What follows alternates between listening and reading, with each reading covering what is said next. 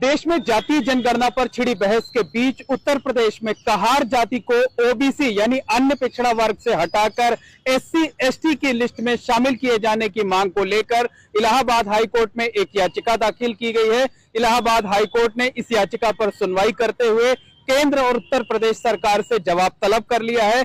4 हफ्ते में जवाब दाखिल करना होगा। हमारे साथ याचिकाकर्ता के अधिवक्ता राकेश कुमार गुप्ता जी हैं, इनसे बात करते हैं कि क्या पूरा मामला है, किस बात को लेकर याचिका दाखिल की गई है। देखिए, ऐसा है कि कहार की एंट्री जो है उत्तर प्रदेश के ओबीसी में अदर बैकवर्ड क्लासेज में सीरियल नंबर 4 पे है। ये सेंट्रल लिस्ट में भी है और स्टेट के भी लिस्ट में है। अब उसमें प्रॉब्लम क्या है कि 1881 की जनगणना, 1891 की जनगणना और उसके बाद 1931 हर जनगणना में जो कहार है वो एक ऑक्यूपेशनल कास्ट है, न कि ट्रेडिशनल कास्ट है। और उस कहार के भीतर 11 जनजातियां यानी ट्राइब्स हैं जिनका पेशा जो है वो ऑक्यूपेशन है कहार का, न कि उनकी जाति है। उनमें से कई ट्राइब्स ऑलरेडी शेड्यूल्ड कास्ट या शेड्यूल्ड ट्राइब के रूप में नोटिफाइड हैं प्रेसिडेंशियल लिस्ट के भीतर। अब जब वो सर्टिफिकेट बनवाने जाते हैं, जैसे धुरिया सर्टिफिकेट बनवाने गए या गोंड सर्टिफिकेट बनवाने गए, तो उनसे ये कहा जाता है कि आप कहार हैं, इस नाते आपका नहीं बनाया जाएगा।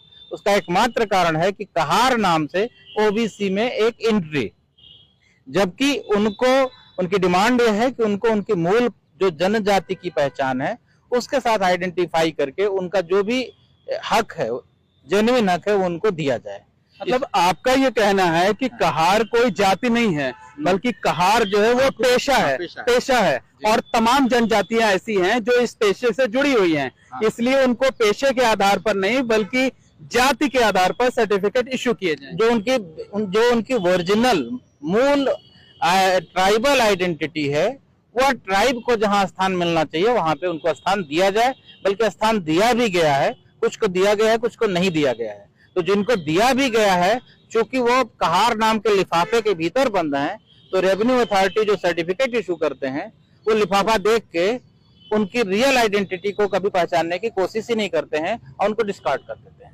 अच्छा, कौन कौन सी जातियां या ट्राइब्स कहें ऐसी हैं जो कहार पेशे से जुड़ी हुई हैं और जिनको आप लोग चाहते हैं कि इन्हें ओबीसी से हटाकर एससी एसटी की कैटेगरी में शामिल किया जाए?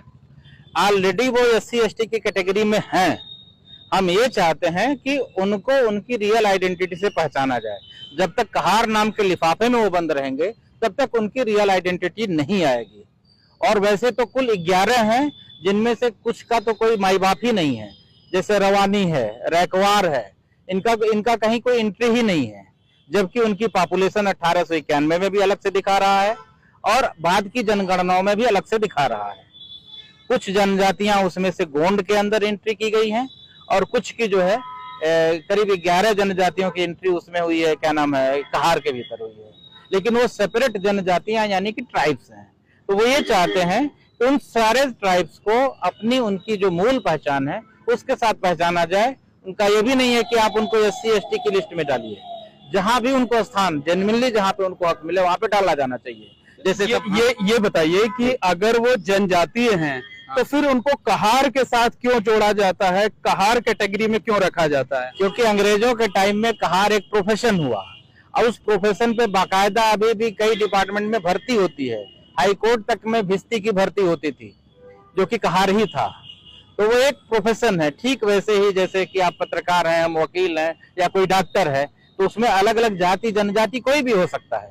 तो जस्ट एक वो प्रोफेशन था और उसी गफलत में उसी प्रोफेशन को करने के कारण लोग उनको कहार के रूप में जानने लगे। उनकी जो असली आइडेंटिटी है वो उसके नीचे ढक गई, तो वो अपनी असली आइडेंटिटी के साथ आना चाहते हैं। बस मतलब आपका कहना है कि कहार कोई जाति नहीं है? हाँ बिल्कुल, कहार कोई जाति नहीं है।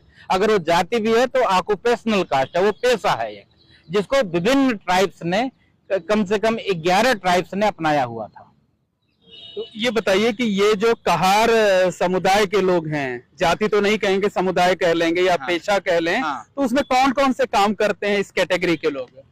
1881 की जनगणना में स्पष्ट रूप से उल्लेख किया गया है। पालकी बियरर, पालकी ढोने वाला, सिंहरिया, सिंघाड़ा उगाने वाला, पानी कैरी करने वाला, पानी ले जाने वाला, पानी पिलाने वाला और मछली मारने वाला, ये पेशे स्पष्ट रूप से उसमें उल्लिखित हैं, लेकिन ये सभी पेशे करने वाले अलग अलग ट्राइब्स के लोग हैं और इसीलिए वो अलग अलग ट्राइब्स के लोग चाहते हैं कि उनको उनकी मूल पहचान के साथ जाना जाए। मैं स्पष्ट कर दूं कि ऐसा उनकी कोई जिद नहीं है कि उनको इसी जगह रखा जाए। अगर वो ट्राइब्स नोटिफाइड हैं एसटी के रूप में, तो जब उनकी रियल आइडेंटिटी आएगी तभी उनको एसटी का सर्टिफिकेट मिलेगा। अगर एससी के रूप में नोटिफाइड हैं तो उनकी रियल आइडेंटिटी आएगी तभी उनको एससी का सर्टिफिकेट मिलेगा। जैसे धुरिया है तो वो एसटी शेड्यूल्ड कास्ट के रूप में उसकी अभी तक इनको इनके जन्म के आधार पर सर्टिफिकेट नहीं इश्यू हो रहा है कि जिस परिवार में पैदा हुए उस परिवार की क्या जाति है, जनजाति है, उस आधार पर इनको सर्टिफिकेट नहीं मिल रहा है अभी तक। कुछ लोगों को मिला हुआ है, उसमें भी व्यवधान होता है। रेवेन्यू अथॉरिटीज बार बार उनको कहार कह के उनको खारिज करने का प्रयास करते हैं और उनकी रियल आइडेंटिटी तक पहुंचने का कोई प्रयास करता ही नहीं। और वो इसी कारण से हो रहा है क्योंकि वो कहार तो है, ये तो सच है, लेकिन कहार के भीतर क्या है ये तो जांच का विषय है। नहीं, तो अभी जो ओबीसी की लिस्ट है, चाहे वो सेंट्रल लिस्ट हो चाहे स्टेट की लिस्ट हो, क्या उसमें कहार कैटेगरी में 11 जनजातियों को रखा गया, उससे अटैच किया गया है? देखिए मेरे सामने ये प्रेसिडेंशियल आर्डर है जो मैं आपको दिखा सकता हूँ और इसमें जो है आपको मैं बता रहा हूँ 83, 87 जी आप बताते रहें। धुरिया है, गोंड है, राजगोंड है, हाँ, और एक मिनट जी 1 मिनट बताइए, आप ऐसे बता दीजिए। हाँ, इसमें एसटी के रूप में ये लोग नोटिफाइड हैं। और आज हाईकोर्ट में जब सुनवाई हुई तो क्या कुछ हुआ हाईकोर्ट में? हाईकोर्ट ने इस मामले को बहुत ही पॉजिटिवली लिया और उत्तर प्रदेश सरकार से और केंद्र सरकार से इस पे जवाब मांगा है। कितने दिनों में जवाब दाखिल करना होगा? आपको कब जवाब दाखिल करना होगा? अगले हफ्ते के भीतर जवाब दाखिल करना है, उसके बाद हमें करना है और 15 अक्टूबर को यह केस लगा हुआ है। किस कोर्ट में आज सुनवाई हुई? ये कोर्ट नंबर 29 में सुनवाई हुई है। Honourable mister justice MC Tripathi की कोर्ट थी और honourable mister justice Prashant Kumar की कोर्ट। क्या स्टेट या सेंट्रल की तरफ से कुछ कहा गया या कि सीधे जवाब दाखिल किया जाएगा?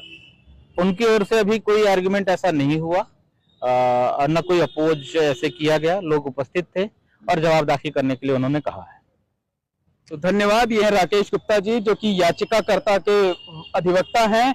इनका कहना है कि जो कहार है वो कोई जाति नहीं है बल्कि एक पेशा है, प्रोफेशन है और इस पेशे को 11 जनजातियों के लोग करते हैं। अक्सर उन्हें कास्ट सर्टिफिकेट पाने में दिक्कतों का सामना करना पड़ता है, इसलिए ये चाहते हैं कि इन्हें ओबीसी की लिस्ट से हटाकर जो भी जगह इनके लिए निर्धारित है उसमें जगह दी जाए। बहरहाल इस पूरे मामले में इलाहाबाद हाई कोर्ट में अब 15 अक्टूबर को सुनवाई होगी। जी बताइए, क्या पूरा मामला था, क्या हुआ आज कोर्ट में? देखिए मामला ये था कि धुरिया जनजाति संस्थान की ओर से उसके अध्यक्ष रामावत प्रसाद गोंड जी ने एक पिटीशन फाइल किया जिसमें ये कहा गया कि कहार की जो एंट्री है, कहार जाति की यूपी की ओबीसी लिस्ट में, जो सेंट्रल लिस्ट में 4 नंबर पे है और यूपी सरकार वाली लिस्ट में भी 4 नंबर पे है, उस एंट्री को डिलीट करने की बात की, क्योंकि कहार अपने आप में कोई जाति नहीं है बल्कि वो एक प्रोफेशनल कास्ट है जो कि एक अम्ब्रेला बनाता है जिसके भीतर धुरिया, गोड़िया, बाथम, सिंघड़िया, कई सारी दसियों जनजातियां, उसमें 11 जनजातियां यानी ट्राइब्स आते हैं जो अलग से नोटिफाइड हैं शेड्यूल्ड ट्राइब के रूप में और शेड्यूल्ड कास्ट के रूप में प्रेसिडेंशियल आर्डर्स में।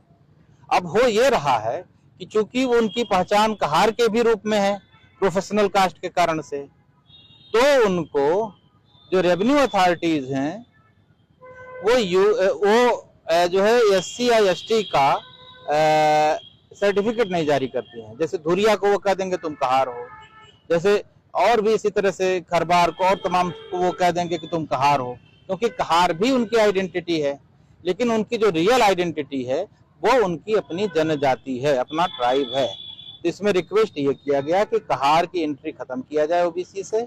दूसरी बात कि कहार अम्ब्रेला के भीतर जितने भी वो हैं जनजातियां, ट्राइब्स हैं, उनको उनकी रियल आइडेंटिटी के साथ आइडेंटिफाई करके जहां भी उनको स्थान देना हो वहां पे स्थान दिया जाए। इस पे कोर्ट ने बहुत ही पॉजिटिव अपना रुख दिखाया है और राज्य सरकार से और केंद्र सरकार दोनों से जवाब मांगा गया है। फिर मुझे को उस पर रिजमाइंडर का मौका मिलेगा। 15 अक्टूबर को ये केस फिर से लगा है। यह जो है कोर्ट नंबर 29 में माननीय न्यायमूर्ति श्री MC त्रिपाठी और माननीय न्यायमूर्ति प्रशांत कुमार जी की बेंच से ये सुनवाई हुई है।